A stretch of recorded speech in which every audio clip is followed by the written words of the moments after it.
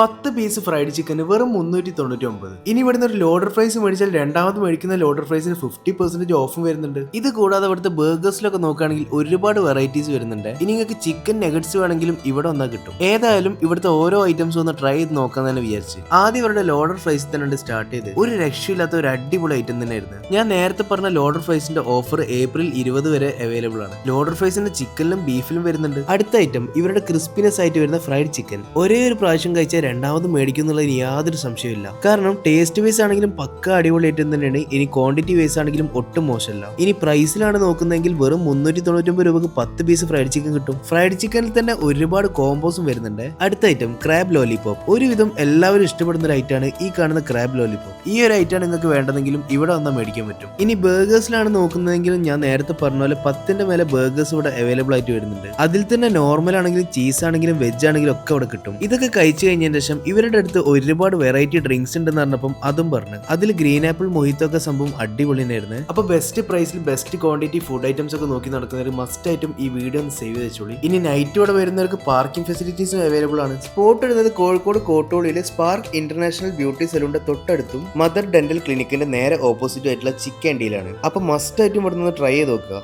Bye from Calicut food spot.